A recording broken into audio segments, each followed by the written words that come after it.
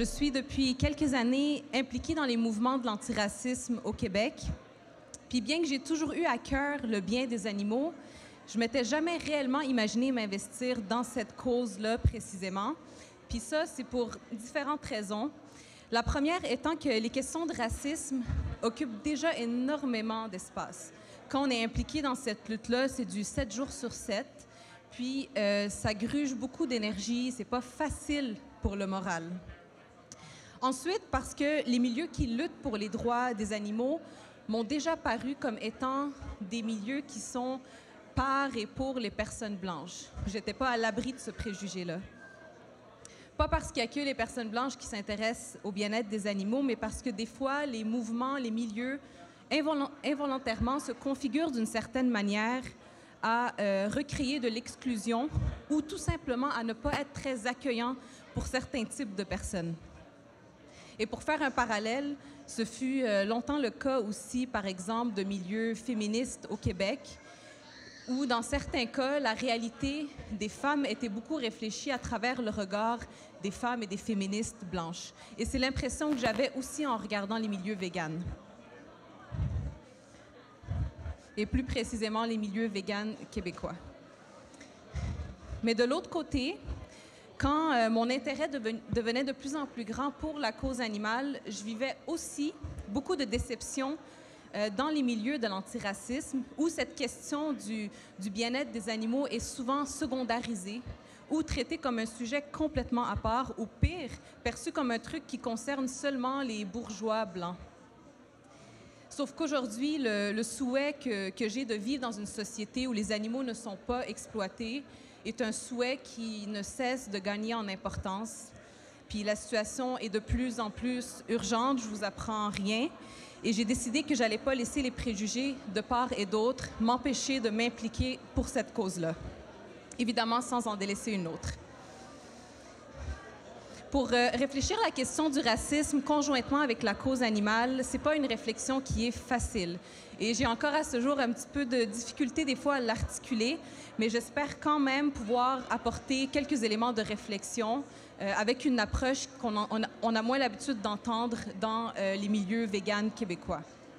Fait que ce que je veux partager avec vous aujourd'hui, ce sont deux réflexions très larges sur le pourquoi on peut réfléchir la question du racisme et la question du spécisme de manière connectée. Pas que le racisme ou le spécisme ne s'analysent pas chacun seul, mais quand on les réfléchit ensemble, on va encore plus loin. On comprend les enjeux et les racines de manière plus pointue, plus exhaustive, et par conséquent, on peut aussi développer des moyens de résistance et des solutions plus adéquates. Donc, bref, ça élargit nos horizons et ça nous rend immanquablement plus forts. Alors, la première réflexion que je veux partager avec vous, elle est toute simple. Le racisme ralentit. Le racisme est un frein à l'efficacité. Il ralentit les gains qu'on peut faire dans d'autres luttes. Et pour faire un parallèle, encore une fois, avec le féminisme, c'est courant, peut-être vous avez déjà entendu parler de ça, des femmes, des féministes racisées qui tentent d'expliquer leur réalité sur comment ça peut être difficile de tenter de lutter à deux places à la fois, parce qu'on veut à la fois dénoncer le patriarcat et le sexisme, mais on ne veut pas alimenter le racisme. Et en même temps, on veut aussi lutter contre le racisme sans fermer les yeux sur le patriarcat, la misogynie et le sexisme présents dans nos communautés. Donc, c'est une double posture qui est des fois très, très inconfortable. Et je la ressens aussi dans ma posture de militante de l'antiracisme qui s'intéresse aussi à la cause animale. Donc, des fois, je suis dans cette position inconfortable. Et à mon sens, ça ralentit. Je vais vous donner un exemple pour mieux illustrer cette idée-là. Vous l'avez probablement remarqué, je suis québécoise de confession musulmane et donc je suis souvent confrontée aux préjugés et à une hostilité qui vise les communautés musulmanes.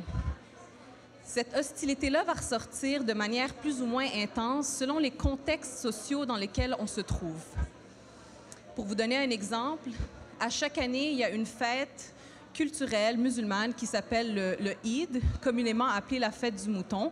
Et durant cette période-là, il y a immanquablement une recrudescence de l'islamophobie et du racisme. Si on se promène un peu sur les réseaux sociaux, par exemple, sous un article de journal ou autre, on peut voir toutes sortes de commentaires absolument atroces qui essentialisent l'ensemble des musulmans et des musulmanes en les traitant de barbares et de tous les noms. Puis je ne veux pas rentrer dans les détails historiques et culturels de cette fête-là, mais à mes yeux, toute consommation de viande n'a plus sa place aujourd'hui, peu importe dans quel cadre elle est consommée. Et je sais qu'il y a beaucoup de musulmans et de musulmanes qui pensent comme moi. Sauf que, comment formuler une critique à ce sujet dans un contexte où il y a autant de haine qui est constamment déversée sur les personnes de confession musulmane?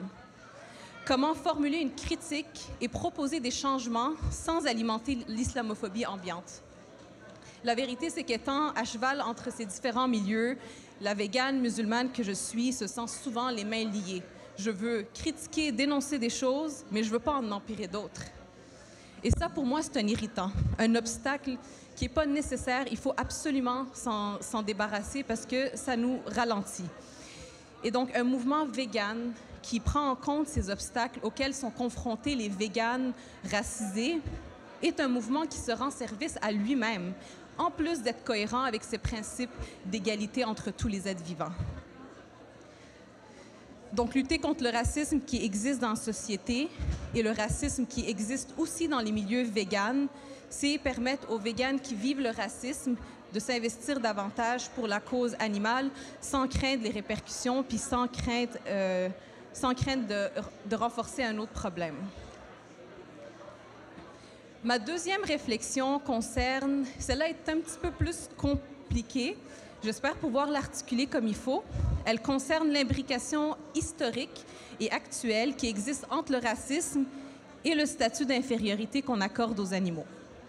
Puis, si ça vous intéresse d'aller plus loin dans cette réflexion, demain, il va y avoir une conférencière ici même qui va probablement élaborer là-dessus.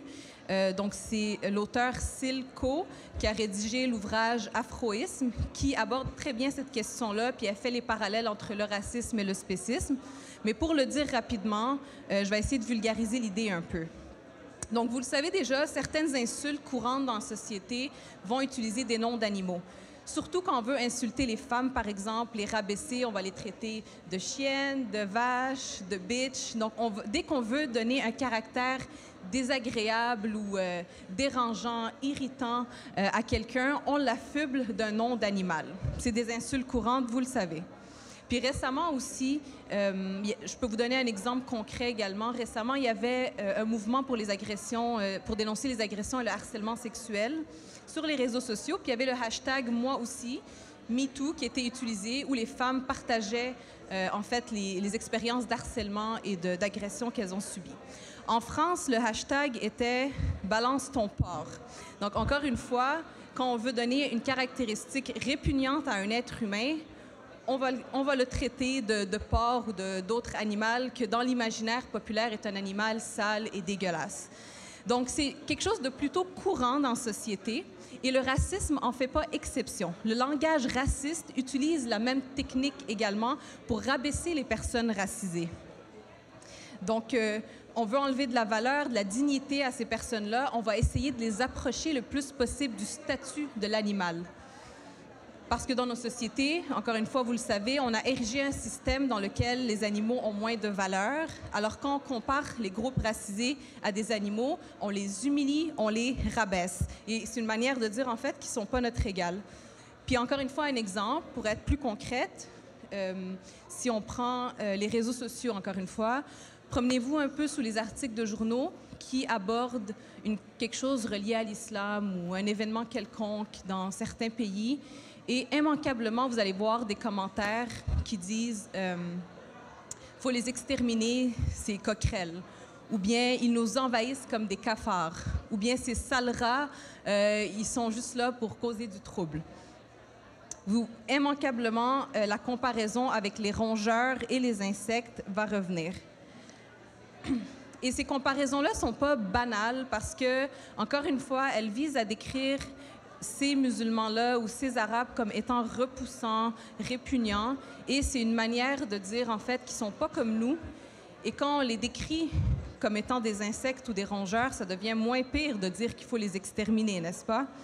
Puis c'est quelque chose que les personnes noires aussi ont vécu depuis longtemps quand elles sont dépeintes comme des êtres exotiques et dangereux. Donc c'est quelque chose qui est souvent utilisé dans le langage raciste, de rabaisser ces groupes-là en les comparant à des animaux, à des rongeurs et des insectes. Donc on peut citer plusieurs exemples comme ça, mais ce que je veux mettre en lumière, en fait, c'est qu'il y a une logique commune entre le racisme et le spécisme, où dans les deux cas, cette logique-là stipule qu'il y a des êtres vivants qui ont plus de valeur que d'autres, et il y a des êtres vivants qui méritent davantage que leur intégrité et leur dignité soient respectées.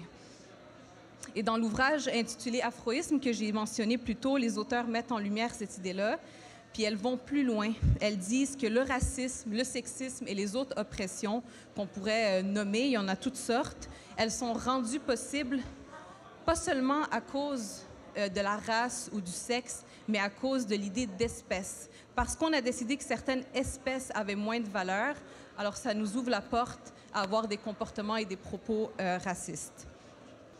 Donc, comme j'ai dit, cette idée est un peu plus compliquée à saisir avec le temps dont je dispose, c'est difficile d'élaborer, mais ce qu'il faut retenir, c'est que le spécisme empire le racisme et le racisme empire le spécisme. Et que pour mettre fin à l'autre, il va falloir aussi mettre fin... En fait, pour mettre fin à l'un, il va falloir mettre fin à l'autre.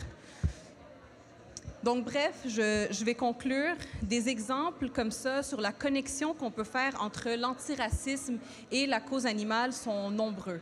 Je vous en ai nommé deux avec le temps que j'avais, mais pour finir, je vous invite aussi à ouvrir les horizons, à les élargir, ces horizons-là, puis à penser à des solutions, puis à des analyses qui sont innovatrices, audacieuses, et de garder à l'esprit les racines communes qui existent entre les différentes oppressions, parce qu'à un problème commun, il y a aussi des solutions communes. Puis dans le cas de l'antiracisme et du véganisme, on vise tous les deux, dans ces deux mouvements-là, on veut un projet de société axé sur l'égalité, sur le partage des espaces et des ressources de manière juste, et un projet dans lequel aucun être vivant n'est exploité au profit d'un autre. Et donc, il ne faut pas perdre de vue la solidarité qui est possible et nécessaire entre ces mouvements-là. On va être plus efficace, plus cohérent, et on va s'assurer de n'oublier personne. Voilà, merci.